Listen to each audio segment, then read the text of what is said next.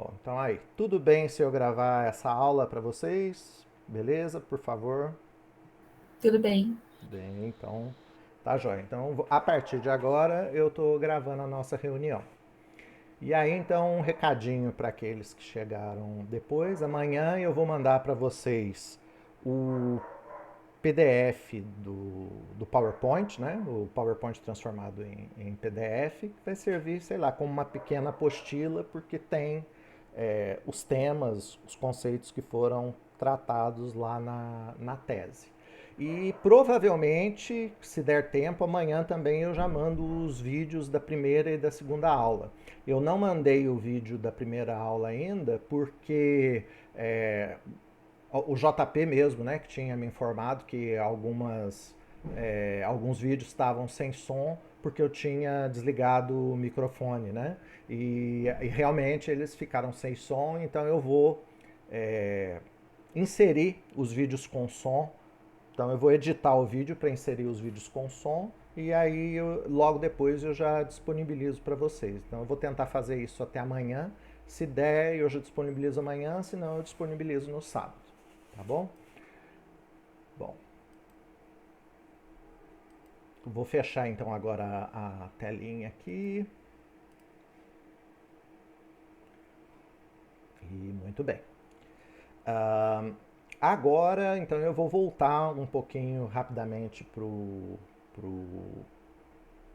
PowerPoint para resumidamente falar do que a gente viu na última aula, mas é bem resumidamente mesmo, é só para poder encaixar com as coisas que a gente vai discutir logo depois.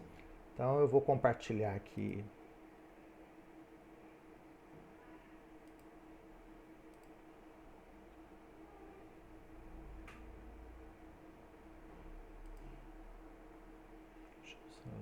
Vamos lá, F11. E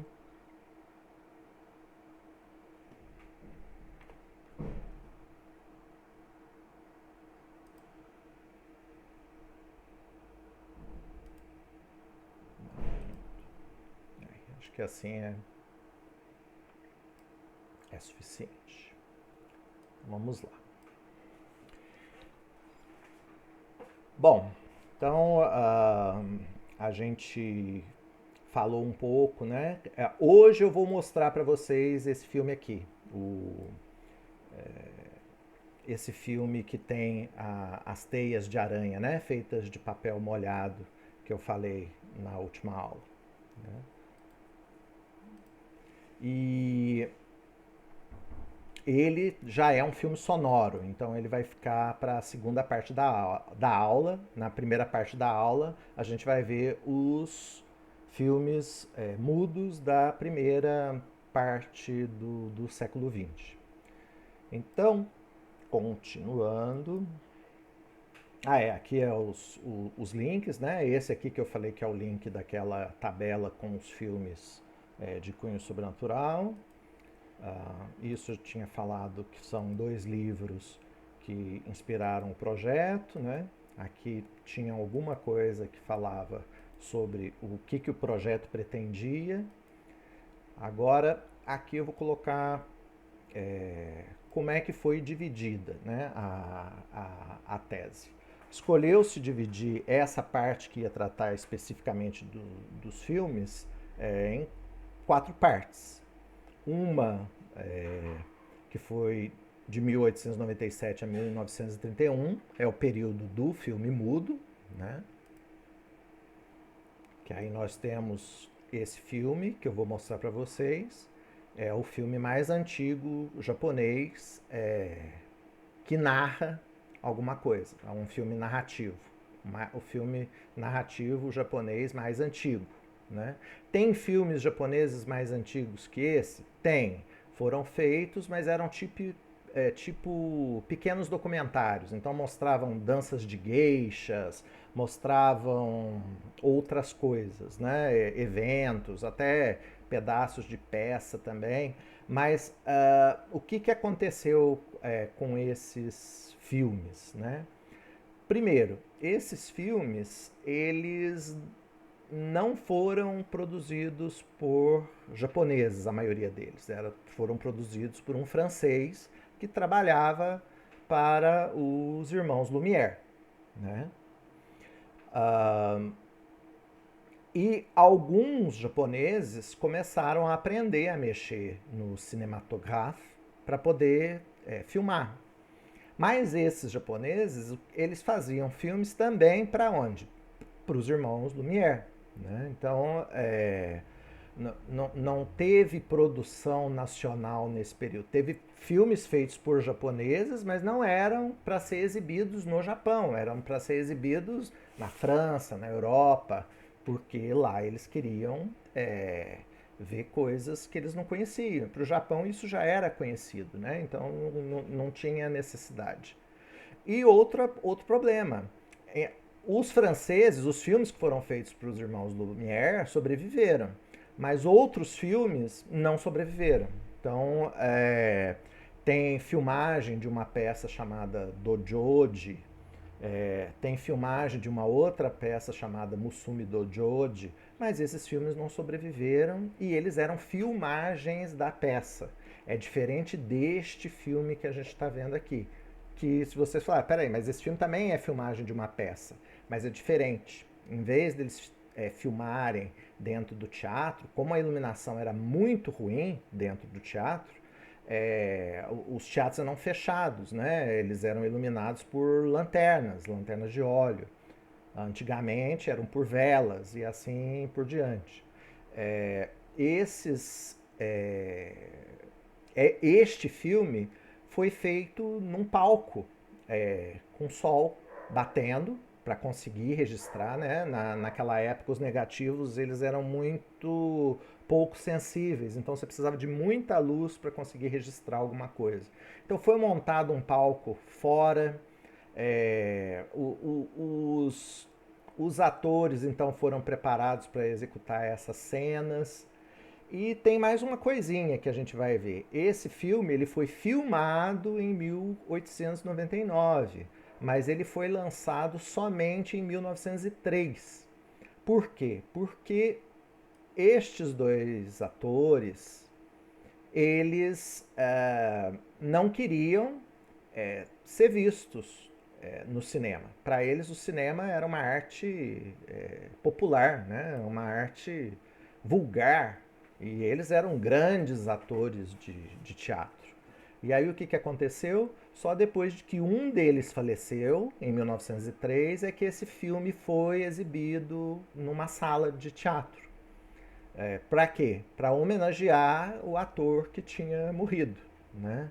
É meio contraditório porque o ator não queria ser visto, mas era tipo assim, ele morreu, né? Então vamos ver como que ele era atuando, né? Nossa, que incrível, tudo mais. Então esse é o filme mais antigo que contém uma narrativa, que contém uma estrutura similar à de cinema e que resistiu até os tempos de hoje, né?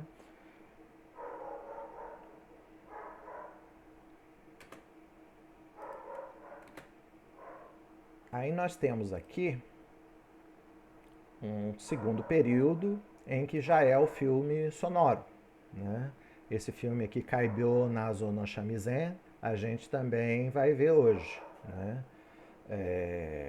É um personagem folclórico, que às vezes é chamado de Kaibyo, às vezes é chamado de Bakeneko, mas é um personagem folclórico japonês, né? Que tem a ver com o seguinte: geralmente o dono ou a dona desse gato ou gata é injustiçado e acaba sendo morto. E aí o gatinho ou gatinha vai lá, bebe o sangue do dono, e aí ele começa a aparecer sob forma humana para tentar se vingar da morte do dono dele, né? Então é um espírito da vingança, igual os outros espíritos que a gente falou na outra aula, mas na forma de um gato. Então esse é o Bakeneko. Aí depois a gente vai tratar de um outro período, que é esse de... Então esse do sonoro é de 1931 a 1945. Depois a gente vai ter o período pós-guerra, né? A guerra terminou em 45 e aí a gente tem o período de ocupação dos Estados Unidos, né? Que ficou ocupando o Japão por 7 anos, então de 45 a 52, e de 52 a 98 a gente tem muitos filmes, vai aumentando cada vez mais o número de filmes, e esse é um período que já a parte deles são de filmes preto e branco, mas começa também o cinema colorido em algum momento. Então este aqui é um filme muito importante, do Nakagawa Nobuo, é um diretor muito famoso por fazer filmes de terror, né? E o filme se chama Tokaido Yotsuya Kaidan e é baseado. é, a pronúncia corretinha seria Tokaido Yotsuya Kaidan, mas a brasileirana é Tokaido Yotsuya Kaidan.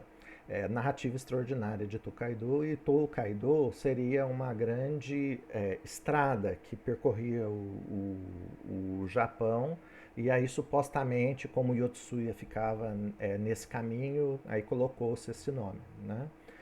E ela trata de Oiwa, que é um espírito vingativo também. Ela foi enganada pelo marido, o marido dela atraiu para casar com outra, filha de rico, ou seja, ele ia ficar rico casando-se com essa outra menina, e aí ele envenena ela, e aí ela. Aliás, não é nem ele, é uma história bem maluca.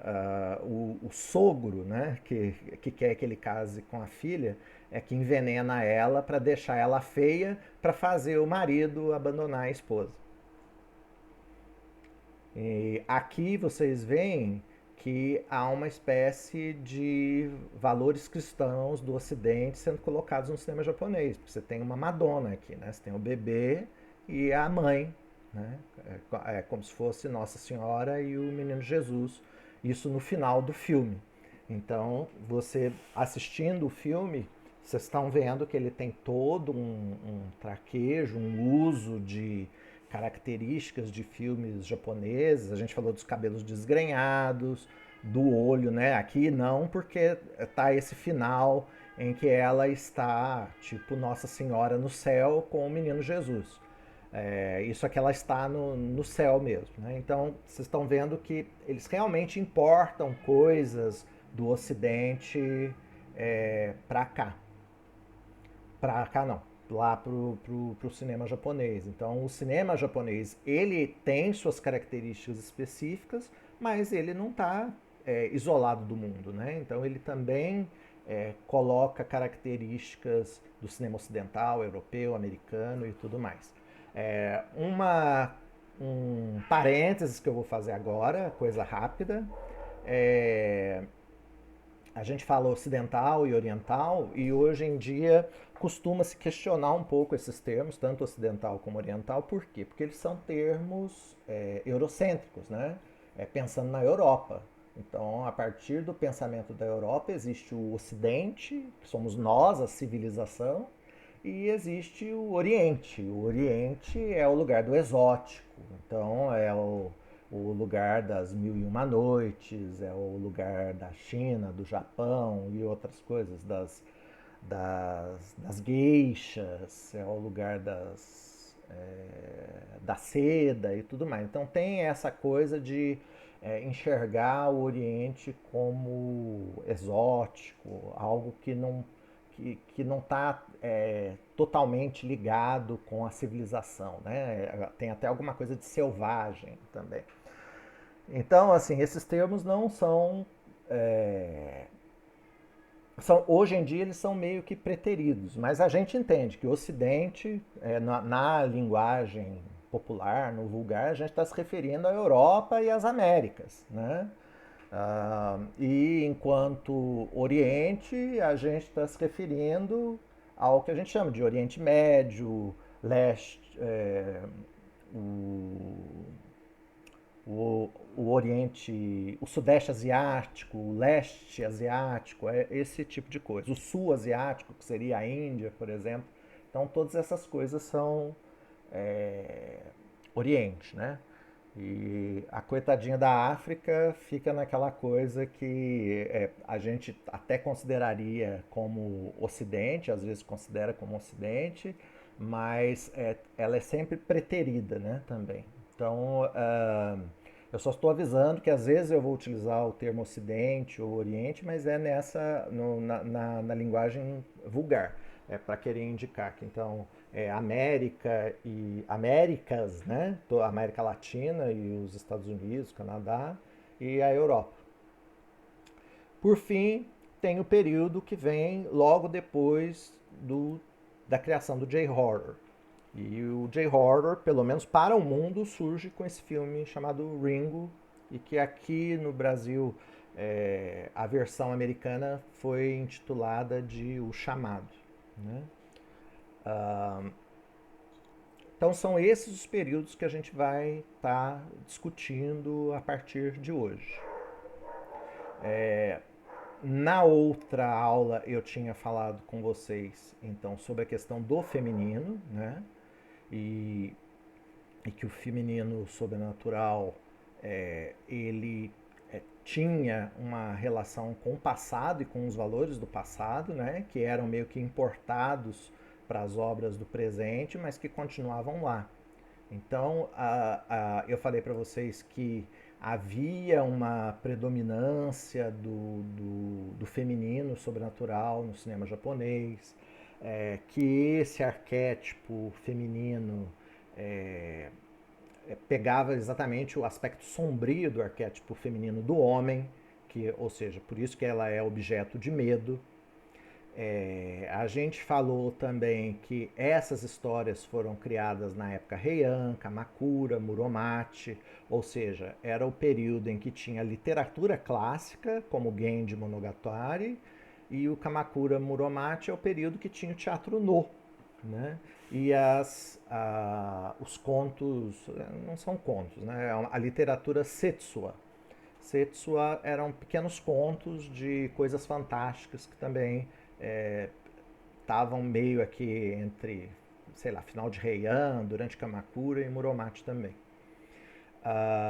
E aí todas essas obras que tratavam de coisas fantásticas, o Genji não é um livro que tenha a ver totalmente com o sobrenatural. Mas é o que eu falei para vocês. Uma das personagens principais, que é a Rokujo no Miyasudo Koro, ela se torna um Ikiryo, um espírito vivo. Um espírito que sai do corpo para poder adoecer as amantes do Genji. Né? Como eu falei, ela não faz isso de propósito, é o inconsciente dela que está saindo para fazer maldades. Ela mesmo tem dó das moças. Uma delas morre e deixa a filha. Então aí ela até depois ela se torna monja, meio que para compensar os males que o espírito dela fez para as outras moças, né? Mas, ou seja, mas não tem jeito, ela tem ciúme do Genji, ela quer ser amada pelo Genji, ela quer ser chamada pelo Genji. Então, o inconsciente ela não consegue mudar, né? Então, é uma coisa interessante que se tem no Genji.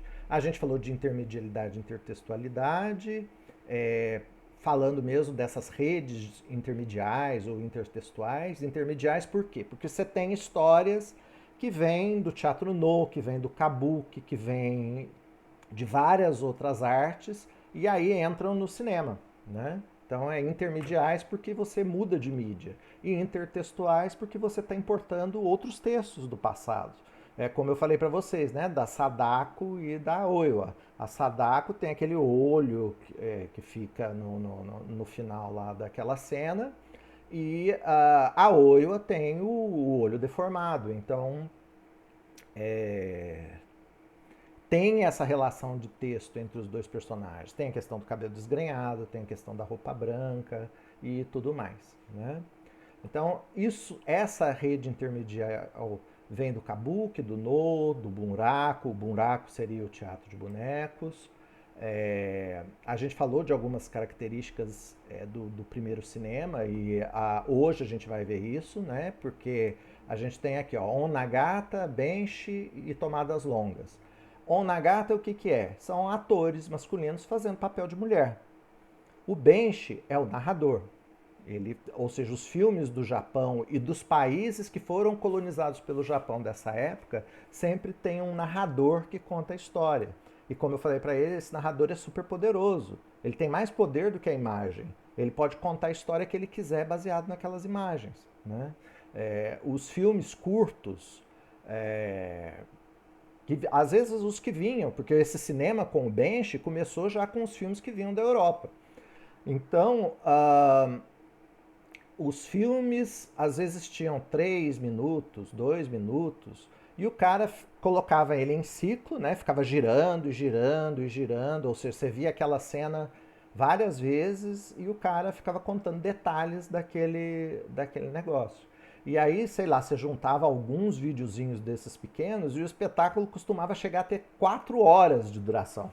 Então, baseado em pedacinhos de 3 minutos, sei lá, vamos supor que fossem 5 videozinhos de 3 minutos ou 10 videozinhos de 3 minutos e o cara conseguia enrolar o suficiente para deixar o negócio com 4 horas. Então é uma das coisas que durante a pesquisa eu fiquei absurdado como que é a qualidade mesmo artística do Bench, né?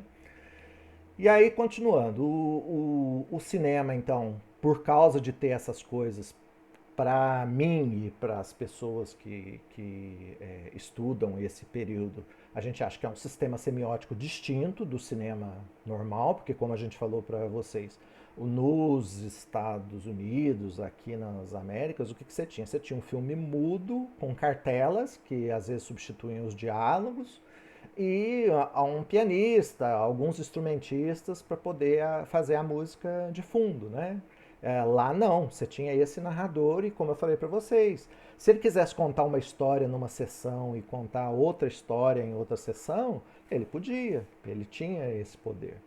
A gente falou de hipotexto e hipertexto, que hipotexto é o texto que está sendo adaptado e hipertexto é a adaptação de parte desse hipotexto. Né? Então, primeiro você tem um hipertexto, pode ter vários hipotextos, e aí você pode ter uma rede gigante de intermedial ou intertextual.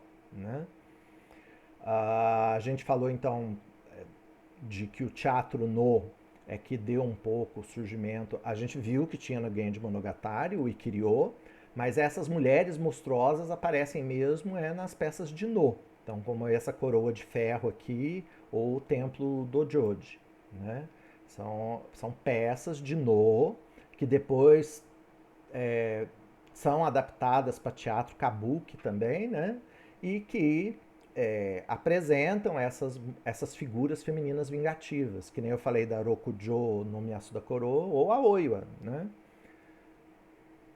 E aí, uma das coisas que eu falei é para vocês entenderem que valores eles mudam com o tempo. Então, apesar de se fazer histórias da Oiwa hoje em dia, os valores nossos são diferentes. Então, hoje em dia, você poderia muito bem interpretar a Oiwa como representação de uma vítima que consegue fazer a vingança no pós-morte, porque durante a vida ela não consegue fazer ou não pode fazer, porque isso é contra os princípios do confucionismo, porque a mulher está abaixo do homem no confucionismo. Né? E aí, hoje em dia, a gente tem valores diferentes para isso. Então, a gente pode interpretar essas obras de forma diferente. Mas tem que estar ligado que os valores daquela época, não necessariamente as pessoas viam a Oiwa como uma vítima. Eles até podiam ver como alguém que enfrentou as leis naturais e quebrou as regras, né? Porque ela atacou o marido.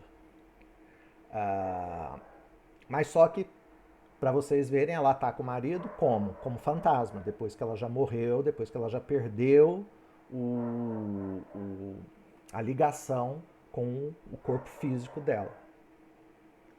Então é isso, a gente falou então dessas coisas, que é inspirado, então aqui eu falei também, né, de outras tradições. O Setsua são essas histórias curtas que eu falei para vocês, que são lá do período Heian, Muromachi, Kamakura. Tem personagens folclóricos, tem heróis populares. Heróis populares eu falei, por exemplo, Momotaro, Isumboshi, que são personagens que pra gente aqui seria contos de fadas, mas lá tem outro nome. E aí a gente vai passar então para uma outra coisa que eu vou falar muito rapidinho antes de fazer a chamada, que é a questão do tema que foi tratado. Então a tese ela tem um objeto de estudo. Qual é o objeto de estudo? É isso que eu estava tentando pensar. O que é? Né? Eu coloquei que são os filmes de cunho sobrenatural. Então, são narrativas cinematográficas que se utilizam de temas ou personagens sobrenaturais. Mas o que é sobrenatural? E aí, tentando pesquisar isso, eu descobri que, na verdade, a maioria dos manuais de antropologia que deveriam tratar desse assunto com profundidade, eles simplesmente fazem assim. Eles simplesmente decidem que sobrenatural é isso que você entende por sobrenatural e fala sobre sobrenatural. Não tem, ele não faz uma delimitação do que é sobrenatural. E aí tem artigos de antropólogos que criticam exatamente isso, né? Por que é tão difícil definir o que é sobrenatural? E aí é difícil porque para sociedades mais as sociedades antigas, né, o natural e o sobrenatural às vezes são a mesma coisa. É tudo natural. Então você convive com os fantasmas de forma natural. E isso não é nem só antigamente, hoje em dia também. Se acontece um acidente e você se salva por um tris, se você é um ateu, você vai falar, uxa, que sorte. Agora, se você é um cristão, você pode falar, foi a mão de Deus que te protegeu. Se você é um católico, você vai falar, foi o manto de Nossa Senhora Aparecida que estava sobre você. Então, vocês veem que, apesar da gente usar a palavra sobrenatural, para algumas pessoas você não diferencia sobrenatural de natural. Entretanto, um dos antropólogos, o Inzeler, ele fala que, assim, de certa forma, todas as sociedades têm alguma coisa entre o que é o reino dos vivos, o que é o reino dos mortos, o que é poder das pessoas, o que é o poder dos deuses. Então, de certa forma, a gente tem uma diferenciação de natural e sobrenatural, sim. Né? Então, mesmo que eu falei que as pessoas vivam, vamos supor, que nem eu disse, o católico e a Nossa Senhora. Foi a Nossa Senhora que protegeu, que me protegeu. Né? Ele sabe que esse poder é uma coisa a mais. Que seja, normalmente eu me machucaria, mas por causa de um poder sobrenatural da Nossa Senhora Aparecida eu consegui não me machucar. Então, isso que é a questão que ele faz, né? Que mesmo você chamando de ou não algo de sobrenatural, de opondo sobrenatural de natural, existe essa sensação de que existe algo que pertence aos vivos, algo que pertence aos mortos, algo que pertence aos vivos, algo que pertence aos deuses. Né? Então, para ele existe sim. E aí a gente pode ver que, por exemplo, em japonês, o termo Chou Shizen, que traduzido para o português significaria Shizen é a natureza e Chou seria sobre, né? Então seria o sobrenatural. Esse termo só apareceu depois da modernização, ou seja, por influência do Ocidente. Não existia esse termo antigamente em japonês, né? Então não se pensava as coisas como sobrenaturais. Tem um exemplo que eu coloco também lá na tese do Toyotomi Hideyoshi mandando uma carta para para o deus Inari. O deus Inari seria o que é, digamos assim, rodeado por raposas. As raposas são mensageiras, são discípulas de Inari, né? E a empregada dele ama, alguém fica doente, né? E ele manda uma carta pro Inari, pro deus Inari, falando: então, pô, toma conta aí das suas raposas, que a minha empregada ficou doente. Faz alguma coisa, senão eu vou ter que fazer alguma coisa contra você. Ou seja, o Toyotomi se achando uma pessoa, escrevendo uma carta para um deus, como se estivesse em pé de igualdade. Então, assim, existia esse pensamento, né, de que o sobrenatural fazia parte da natureza, né? Aí umas outras coisas que eu vou falar bem rapidamente mesmo, porque não são tão interessantes, é a distinção, né? Existem gêneros ficcionais japoneses que poderia tentar usar para classificar os filmes que eu estou analisando. O Kaiki não dá para usar porque, embora ele veja as narrativas sobrenaturais, ele também vê outras coisas, como narrativas estranhas, né? E qual que é a diferença do estranho para o sobrenatural? Então, um exemplo que eu dou é a metamorfose do Kafka, né? Certo dia, o rapaz lá se levantou e ele era um inseto, uma barata, algo assim, né? Como foi do nada, isso é uma narrativa do estranho. Pertenceria a isso aqui, a do Kaique, né? A, a narrativa sobrenatural seria se algum deus, por exemplo, a deusa Circe transformou o Franz em uma barata. Aí isso já tem intervenção divina, então isso teria a ver com o sobrenatural. Estaria aqui dentro do Kaique também. Só que para as nossas histórias aqui, só serviria se fosse a história da Circe. Essa história dele do nada se transformar numa barata não caberia. Então não dá para ser Kaique. Kaidan é um estilo de narrativa que é do período Edo e que tem a ver com o sobrenatural. Por isso que vocês vão ver muitos filmes. Yotsuya Kaidan, outra coisa Kaidan. Por quê? Porque essas narrativas extraordinárias são desse período Edo. Mas tem a ver realmente só com o período Edo. E aqui a gente não está falando só desses filmes que importam histórias Kaidan. A gente está falando de todo o cinema que tem a ver com sobrenatural. Então também não daria. Horror, seria o terror, né? Também não dá, porque nem todo filme é terror. A gente tem comédia, a gente tem drama, como eu falei para vocês. Então, existem dramas, comédias, outros gêneros, né, que se utilizam de fantasmas e monstros. Então, também não daria. E aí, então, por fim, existe um gênero europeu, inglês, talvez americano também, porque é em inglês, né? Não significa que é em inglês da Inglaterra, é em inglês, que chama-se Supernatural Fiction, que é ficção sobrenatural. Este é um gênero que trata de fantasmas, de possessão, de magia, de ocultismo, etc. Então, esse eu acho que seria o gênero que mais bate com os filmes que a gente está analisando aqui na tese. Então, até o pessoal, que eu já tinha terminado a tese mesmo, né, mas o pessoal da banca sugeriu, talvez fosse melhor você ter trocado o título, ao invés de usar o cinema japonês de cunho sobrenatural, o cinema japonês de ficção sobrenatural. Então, eu concordo com eles, poderia sim, seria uma troca justa.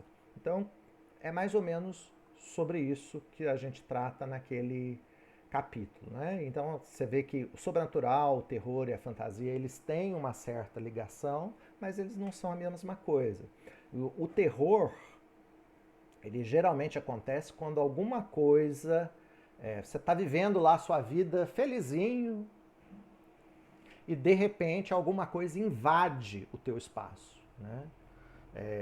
Na fantasia não, o sobrenatural ele está lá, E ele existe, ele é considerado natural, que nem a gente falou ali. Então você tem bruxas, você tem magos, você tem dragões, você tem um monte de coisas na fantasia, porque são naturais. Ou seja, essas coisas que para nós a gente diria que é sobrenatural, na fantasia elas não são sobrenaturais, elas são naturais. E no terror não, no terror existe uma invasão, você é invadido no seu espaço pelos fantasmas ou pelos monstros. Né? Então, essa que é o que isso aqui é discutido então no capítulo 2. Então, é só mesmo um pequeno parêntese para vocês. E agora, então, eu vou para a chamada. E para alguns nomes eu vou perguntar alguma coisa, mas eu acho que eu acertei a maioria dos nomes da chamada no último dia. Então, vou fechar aqui o texto.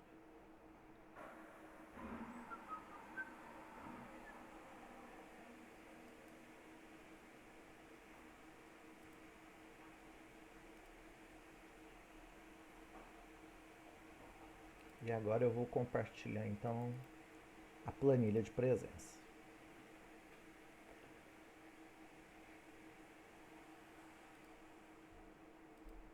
Então vocês me ajudem aí, ó. O Alexandre Dalzotto, pelo que eu vi, ele tá aí hoje, não tá?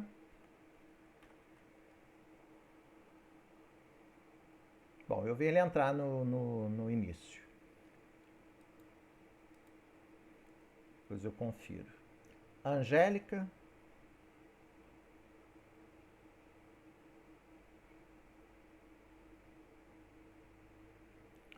Deixa eu deixar sem nada, depois eu pergunto ao final da aula.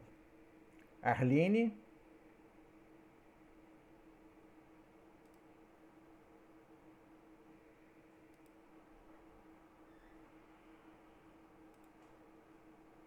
O Alexandre falou que tá aqui, beleza.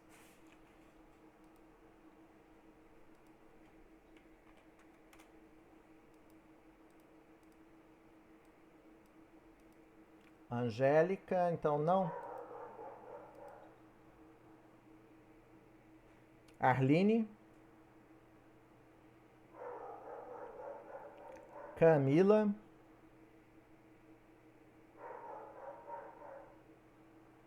Camila tá.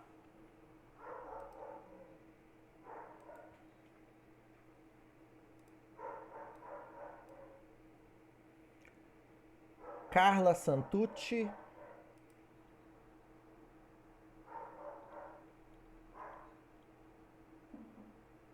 Beleza.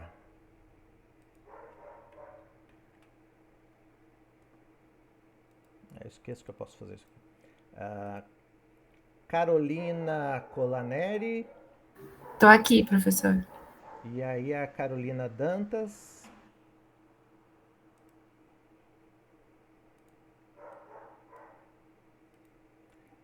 Daniel.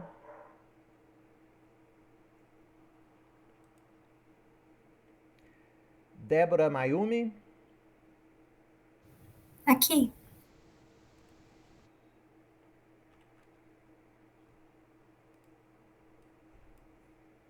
Denis. Beleza. Eduarda, parece que eu vi aí. Tô aqui sim. Esther.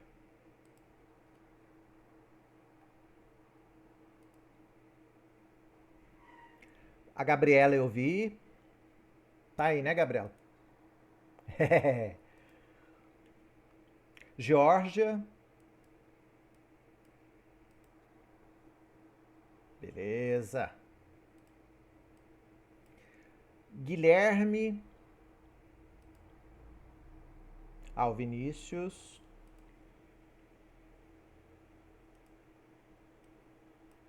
Vinícius, você tava na outra aula também, não tava?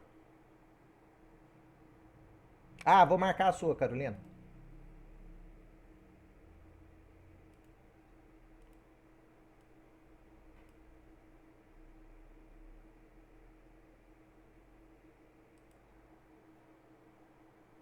Então tá bom.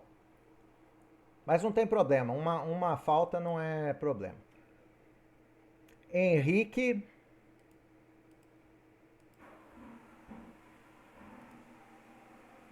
Henrique, você estava presente na outra aula?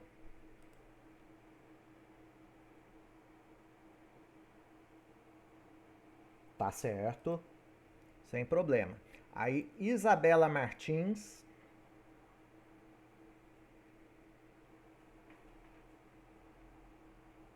Bom, e aí a Isabela Constantino.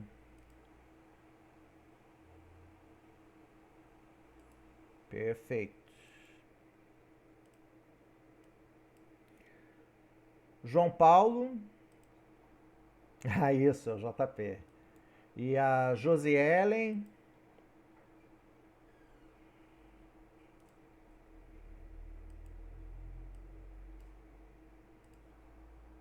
Perfeito também. Bom, Júlia Akemi.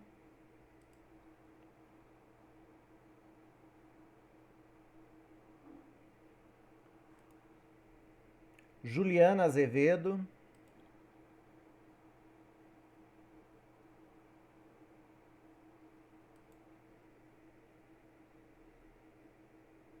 Karine Cristina.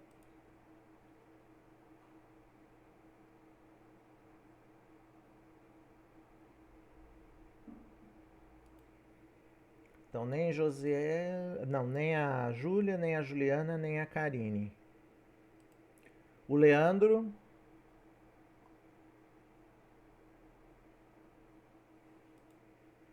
Também não. Leatrice. Tô aqui. Ah, peraí. Quem tá aí? Peraí. Leatrice. A Leatrice. Leatrice não veio mesmo na outra aula, né? Isso. Peraí. E o Leandro veio, não é isso? Bom, Márcia.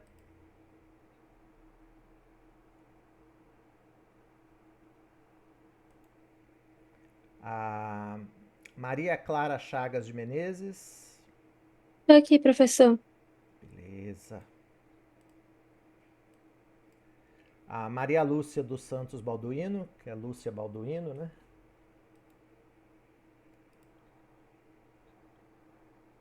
Não. Quem mais então? Mariana Alves. Aqui, professor. Obrigado, Mariana. Miguel. Tô aqui, professor. Valeu. Milena.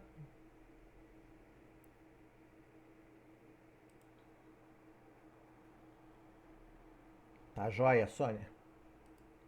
Deixa eu já ver que a Sônia colocou aqui presente na aula anterior e presente nessa. Perfeito. Então, Miguel, a Milena, não, né? Natália. Aí.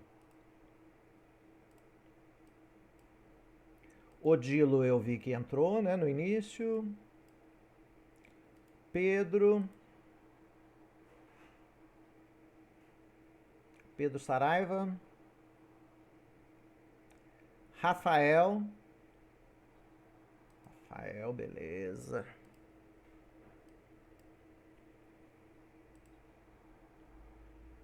A Raquel Damasceno. Yey. Quase acabando. Raul, eu vi ele por aí. A Simone.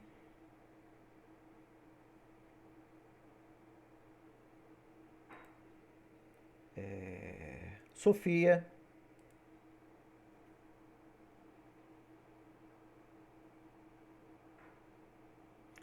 Bom, e a Sônia já tinha falado, então ela está aqui. Depois, no finalzinho da aula, mas aí depois mesmo, como demora muito, só para não perder muito tempo da aula depois, eu vou refazer a chamada, mas para quem já está presente, não precisa se preocupar. Eu vou fazer a chamada só para os que ainda não estão aqui, tipo a Angélica, a Arline, o Daniel, etc. Tá? Quem já está presente aqui não precisa se preocupar.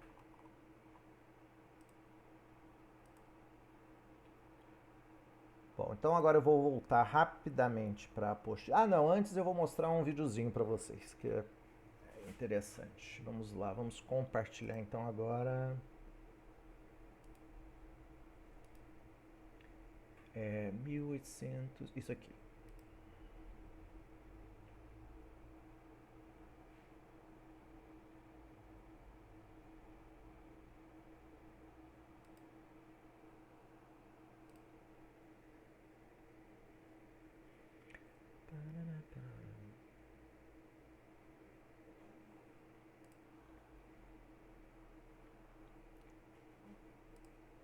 Então vamos lá, vamos colocar som no máximo.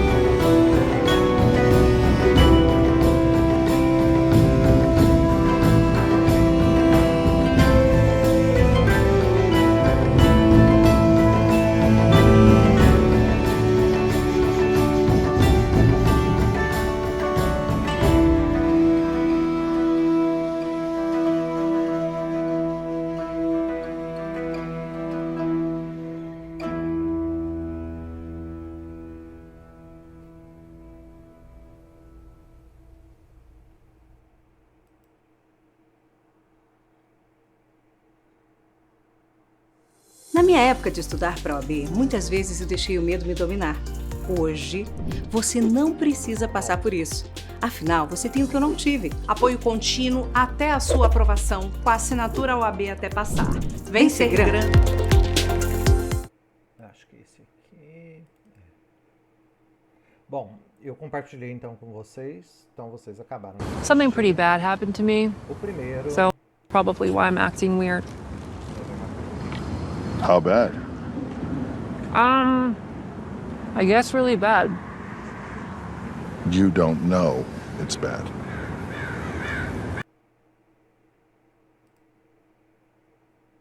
Não é esse. Pronto. Bom, então vocês tinham acabado de assistir o filme mais antigo a ter sobrevivido até os dias de hoje, o filme narrativo japonês mais antigo. E vocês veem então que é de uma peça de kabuki, né?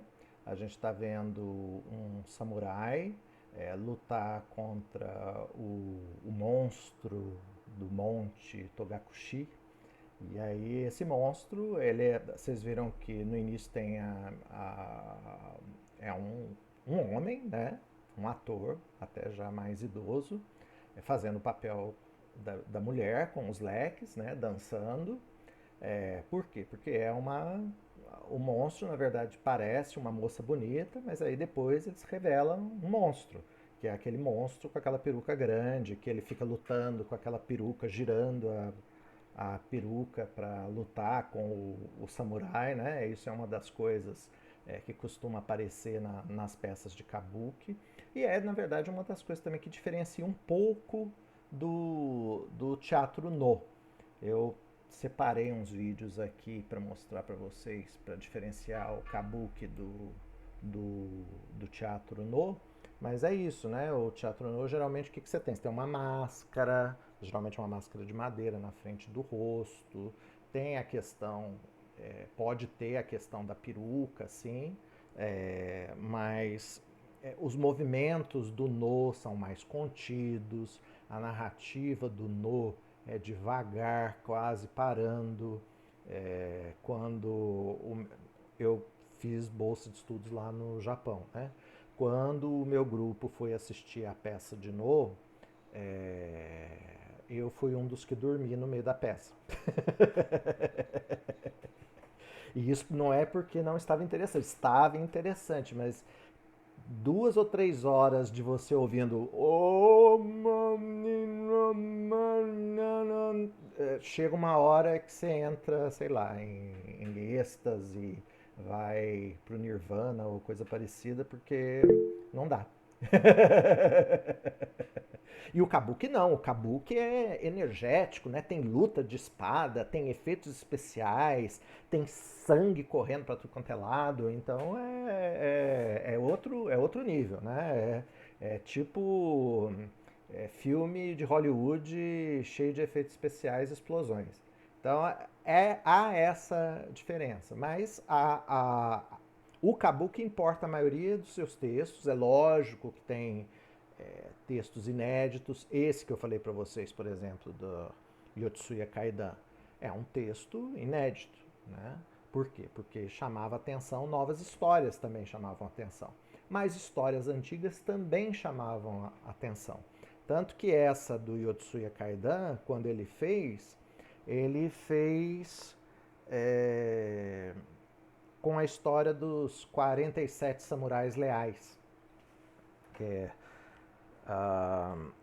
é uma peça clássica também, né? Então o autor do Yotsuya Kaidan, o que ele fez? Vou colocar meus personagens como se eles estivessem vivendo na mesma época daquela peça. E aí o que acontecia? Um dia apresentava os 47 samurais, depois apresentava o Yotsuya Kaidan, depois os 47, depois o Yotsuya, depois os 47, depois o Yotsuya, como se fosse uma semana inteira de teatro.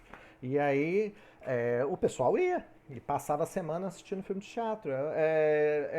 Eu fico imaginando, comparado com agora, seria um pouco meio difícil, né? Pra gente que trabalha ou estuda, ficar o dia inteiro, uma semana inteira, parece festival de cinema. E não, toda semana tinha isso. né? O pessoal, ou seja, Edo era uma cidade movimentada e as pessoas gostavam, as pessoas às vezes eram pobres, ganhavam pouco, mas usavam esse pouquinho que eles ganhavam para o prazer, para beber, para bater papo no bar, para assistir peça de kabuki. Então é um pensamento diferente que bate assim completamente com a nossa realidade de hoje em dia e com a realidade do Japão. Vocês veem que o Japão tem essa coisa de todo mundo ser workaholic, de trabalhar até tarde, de viver para o trabalho. E no período Edo não era bem assim não. As pessoas viviam sim, meio assim do tipo, eu trabalho hoje para comer amanhã. Era essa a realidade. Mas se sobrar um pouquinho a mais, eu vou pro teatro, ou eu vou pro prostíbulo, ou eu vou para algum outro lugar. Então é uma mentalidade diferente dessa da nossa hoje em dia, né? Então agora eu vou compartilhar o outro, que é uma versão kabuki recente da mesma peça que a gente acabou de ver agora. Então, como eu falei, esse filme que vocês viram, ele foi exibido pela primeira vez em 1903, mas ele foi filmado em 1899. E aqui tem uma peça mais recente. Como é que é o nome que eu pus aqui? Dedê Momont. Professor, Pode falar. só uma pergunta. Sim. Esses filmes, geralmente, que eles se baseavam, dessa primeira parte, desses filmes mudos, geralmente filme mudo, por exemplo, na parte do Oriente, eles tinham acompanhando uma trilha sonora. Tinha. Alguma coisa. Eles também tinham nesse aí, por exemplo? Eu não vou Nesse saber pronunciar. Não. Ó, tinha sim. Então tinha o narrador que ficava contando a história, né? Mesmo que... Então, por exemplo, dessa exibição de 1903, provavelmente o narrador ficou falando porque o nosso Onoiki Kugoro, não sei o que, ele morreu agora, não sei o que, e aqui está uma das exibições dele, quando ele fez. E aí, primeiro passava aquilo lá, ele elogiando o ator e a coisa. Olha como ele faz aquele movimento... super magistral na hora que ele lança, olha só a dança dos leques, como ele era um ator maravilhoso, tal. Aí voltava o filme de novo. Aí ele fala, bom, nessa peça acontecia tal, e aí o monstro, blá, blá, blá, blá, e aí ele contava a história. Aí depois voltava de novo, e aí ele inventava alguma outra coisa para ficar enrolando e falando para dar um tempo de apresentação. Então ele ficava narrando, e tinham os músicos também. Só que os músicos, geralmente, era o seguinte, eram músicos, não é que é músicos de rua, eram músicos que geralmente eram utilizados para ficar fazendo propaganda de loja. Então, sabe igual hoje em dia, fica o cara com o microfone na porta da loja, então, promoção, blá, blá, blá, blá. Ficava uma bandinha tocando e falando, os produtos da não sei o que são ótimos, venha pra cá, e cantando musiquinha, e tocando, etc. Então o pessoal falava, precisa ter uma música de fundo. Aqueles caras ali não tá fazendo nada, traz esse pra cá e toca aqui pra gente. Então assim, começou-se a criar um certo estilo de cinema, que era, por isso que na tese assim, o cinema silencioso. Eu põe um cruzamento assim, porque ele não é silencioso. No Japão, ele é totalmente falado, com música, com intervenção das pessoas, era quase como se fosse um teatro, né? Mesmo, porque eram feitos nos teatros mesmo. Então, as pessoas podiam, no meio da sessão, interromper o narrador, conversar, etc. Então, era um espetáculo mesmo, do qual o que a gente chama de cinema aqui no Ocidente é apenas uma parte, né? Então tinha música, tinha narrador, podia ter outros eventos no meio da coisa, sei lá, gincana, por exemplo, sei lá, era um espetáculo, né? Então, sim, tinha música também. E, aliás, eu vou mostrar para vocês, no finalzinho da aula, um filme com uma narradora japonesa de hoje em dia. Eu esqueci o nome dela, mas o que acontece? Essa narradora, é a que mais faz narração para filmes mudos hoje em dia. Por quê? Porque ela foi treinada por um mestre que fazia esse tipo de narração, por um bench da época do cinema mudo. Então, assim, quando tem festivais como é que chama? Da Fundação Japão, quem vai é ela para narrar.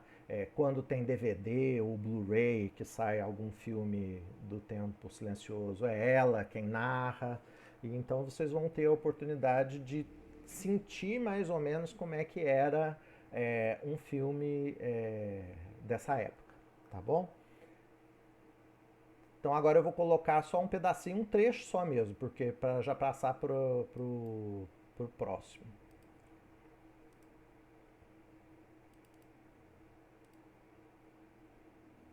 Então essa aqui é uma peça de teatro de hoje em dia.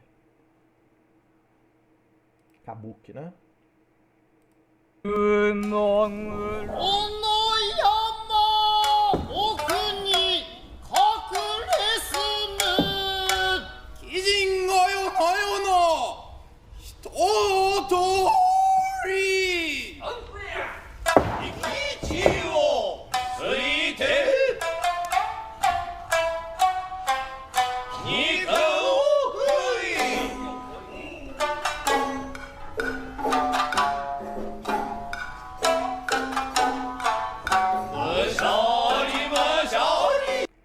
Esse trecho é daquele que era o trecho do meio, que ele estava dançando.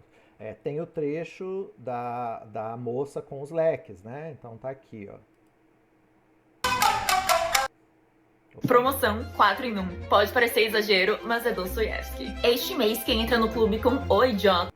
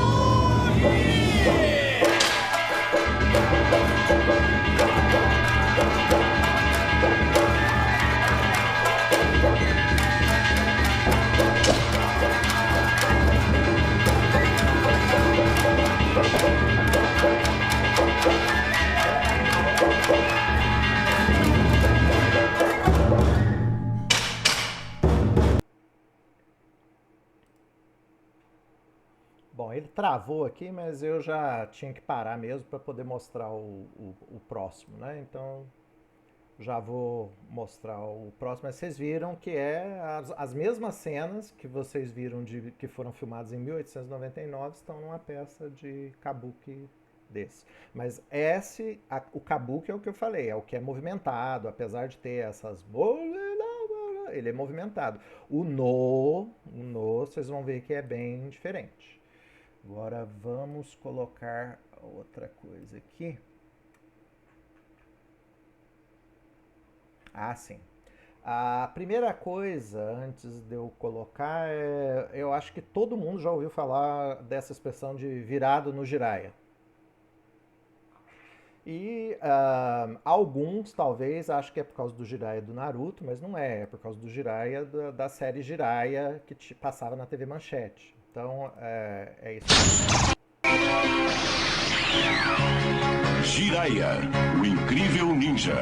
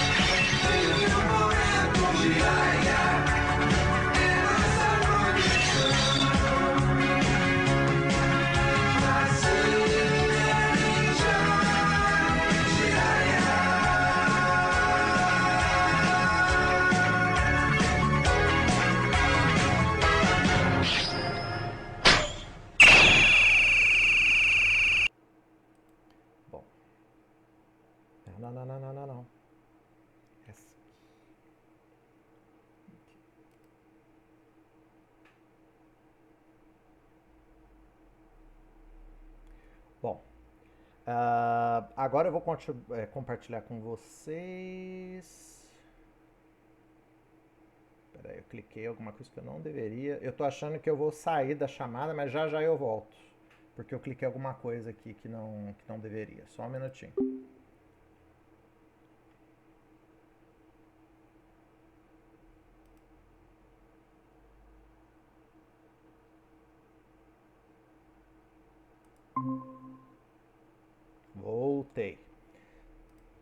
Voltei. O Jiraiya, na verdade, o que se baseou essa expressão é o Jiraiya desse que passava na TV Manchete. Mas o Jiraiya mesmo, é esse aqui. Que eu vou mostrar para vocês agora.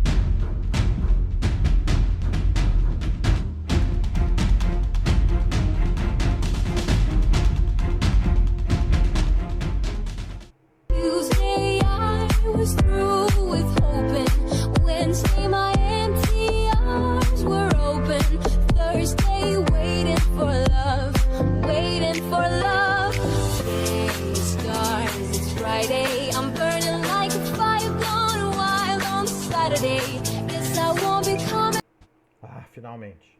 Bom, eu já ia parar mesmo que eu tenho que pular para uma outra cena, mas vocês viram aqui, ele tá numa luta. E aí ele desaparece, aparece de novo. Ah lá, desapareceu. Velhos truques de cinema. Aparece como um sapo. E depois volta a virar humano. Então tem essa questão de efeitos especiais. Então vocês viram que ele vira um sapo, desaparece, se transforma em golfos de água. A gente vai ver ele andando numa nuvem igual o Goku.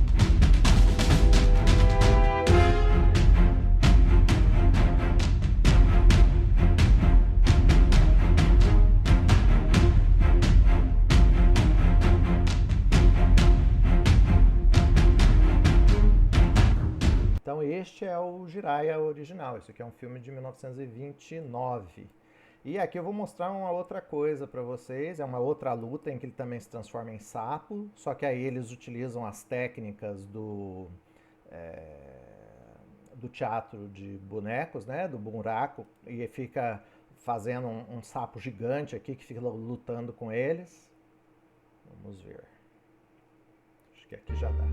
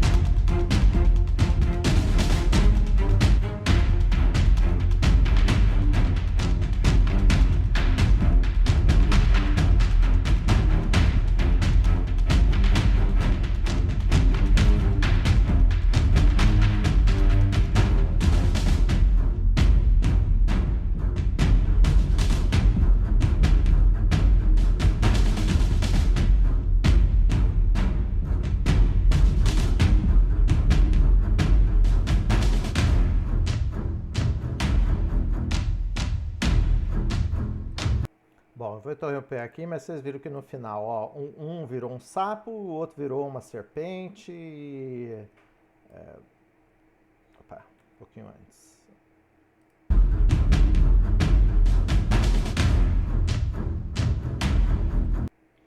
E esse filme, de certa forma, vou fechar aqui. Para mim, ele tem uma relação... Verdade, Carla. Verdade, bem mais sutil do que muita coisa que a gente vê.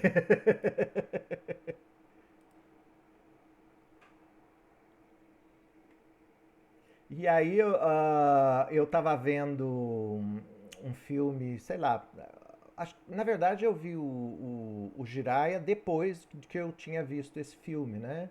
E aí eu vi que tinha uma certa relação de texto com esse filme. Porque isso aqui é um filme recente, né? Aqui, se vocês forem procurar, vocês têm que procurar como Yakuza Apocalipse, que foi o nome que ele foi lançado, né? E olhem para vocês verem, é uma luta de gangues, então seria essa versão moderna dos samurais. E aparece um carinha. Nesse filme, na verdade, é um sapo e tem um vampiro. No outro era o sapo e uma cobra. Nesse é um sapo e um vampiro. Então, observem.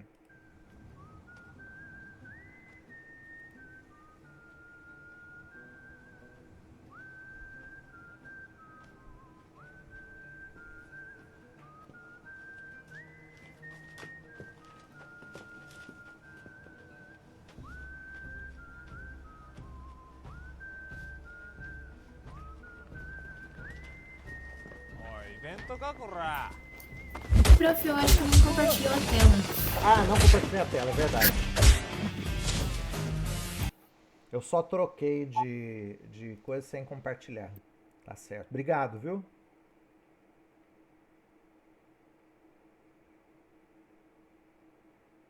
Cadê aqui? Aqui.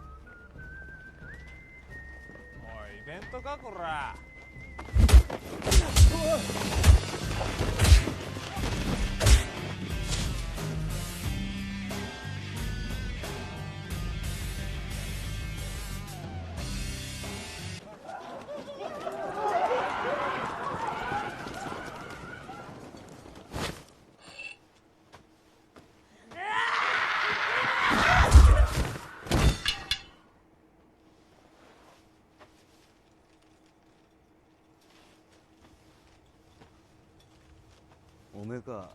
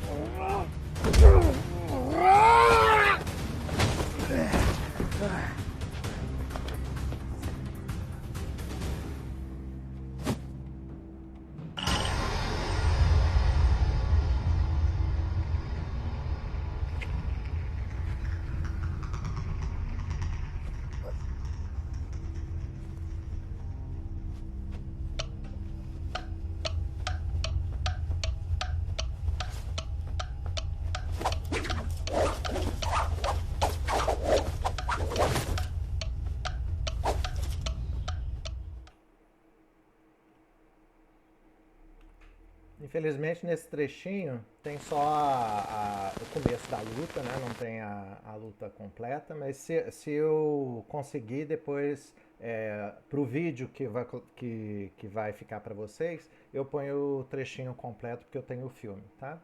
Agora vamos lá. Uma outra coisa que eu vou mostrar, falta 10 minutinhos, então... Peraí. Uma peça chamada Tsutigumo.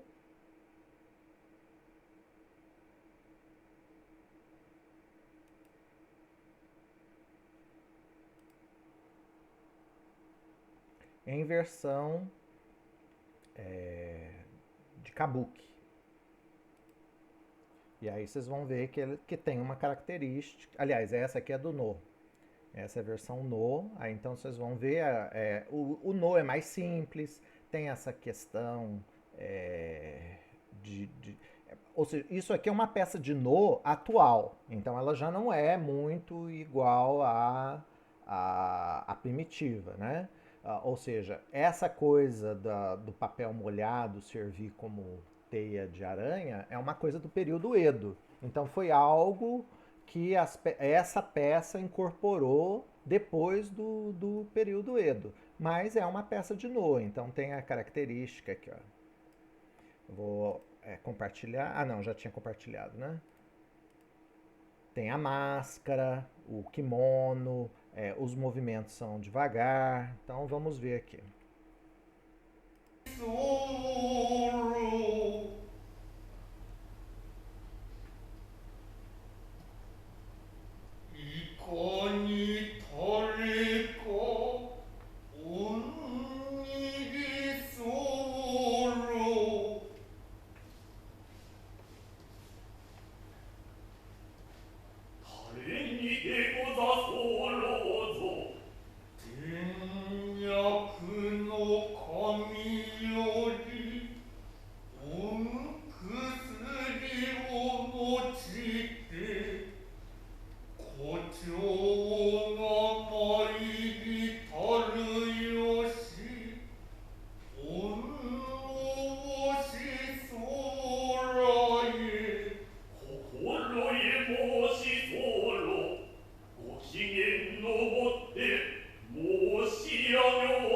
Vocês veem que isso vai longe.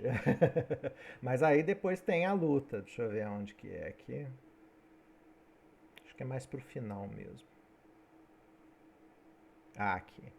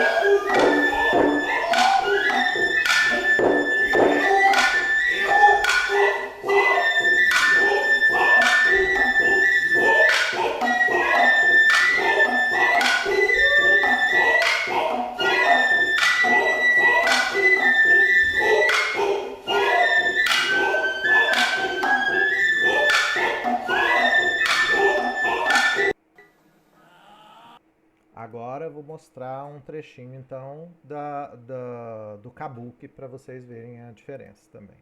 Então, vocês viram que ela é mais devagar, tem uns pedaços que são muito pausados, não é o ator quem fala tá lá no meio junto com os músicos, né? No kabuki não, é o ator que fala, as roupas, vocês viram ali, a roupa dele é bem quadrada, né? E como é que eu posso dizer? O palco, os adereços são mais simples, enquanto que no kabuki é tudo mais espalhafatoso, né? Então vamos ver aqui. É a mesma peça, tá? É a Tsuchigun. E aí por que eu estou mostrando essa peça? Porque o filme que a gente vai ver então no início da próxima aula vai mostrar esse efeito, e esse efeito é de uma mágica. No período Edo, tinha mágica. Adorei, Eduardo. O sapo não se garantiu no soco e teve que arregar na hipnose. Isso aí. Muito bom. Mas aí voltando para cá, esse é um tipo de mágica e é uma mágica japonesa. Ela é descrita em livros do período Edo. E aí chama Wazuma. Então o Azuma é a mágica japonesa. Se vocês procurarem, vocês vão encontrar vários tipos. Então tinha uma que era de água, então você ficava mexendo assim com a água na sua mão e tudo mais. E uma das mágicas era essa de fazer a teia de aranha a partir de papel. Então vamos lá. Agora já é kabuki. Se eu não me engano, o som desse aqui tá meio baixo, mas independente disso, dá para vocês verem que não é máscara, é pintura, é maquiagem, o palco é bem maior, vocês vão ver que tem mais movimentação, eles falam, os atores falam. Uma característica do kabuki é de vez em quando você para e faz uma pose. Parece que está tirando foto. Ou seja, é uma coisa que já era típica do kabuki no século XVIII, XIX. Então vejam só.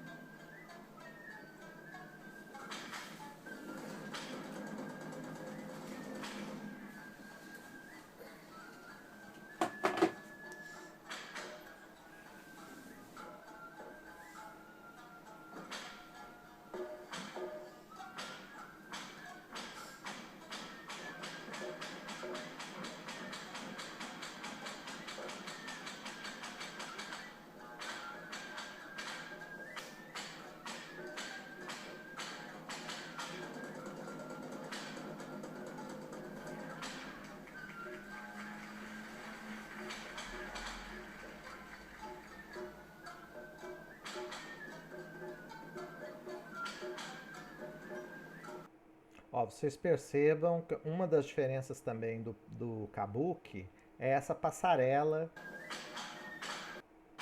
que, se eu não me engano chama Hanamichi, aonde você também pode atuar, né? Então você fica meio que do lado do público, o espetáculo torna-se mais imersivo.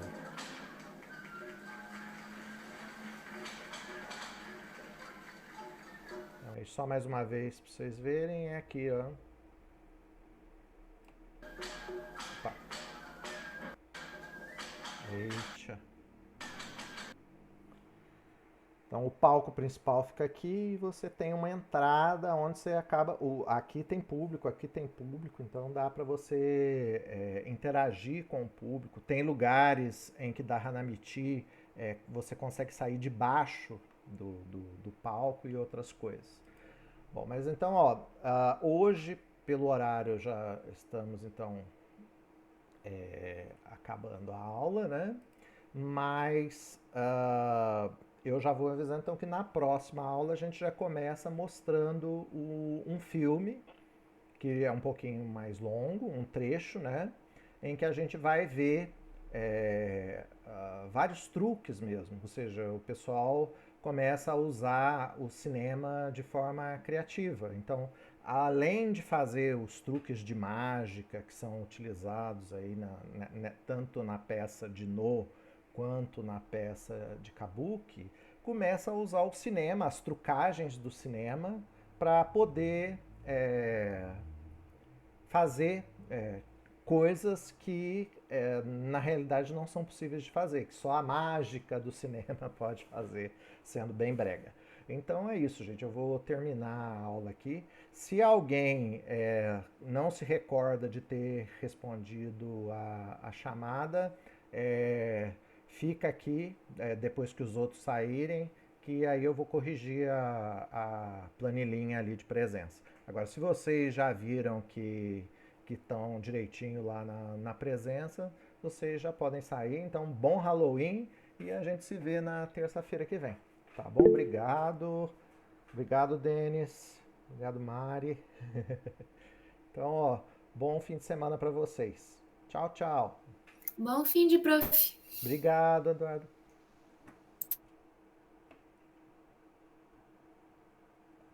Obrigado, Isabela. Bom, obrigado, Rafael.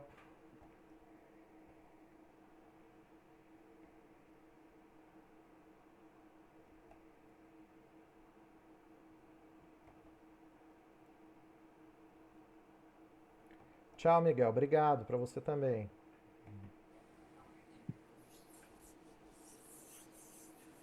Tchau, Natália. Obrigado.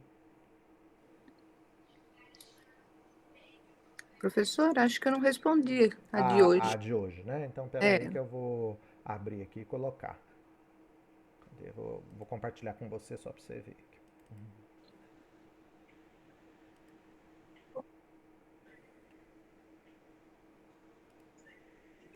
Márcia, né? Isso. Aqui, tá certo, não respondeu. Ó, mas aqui, ó, você tá com presença na outra aula e Tá, nessa aqui também. Isso. Na outra aula eu estava aí. Muito Então, obrigada, tá bom. viu? Eu que agradeço. Bom fim de semana. Para o senhor também. Muito Tchau, tchau. obrigado. Tchau, tchau.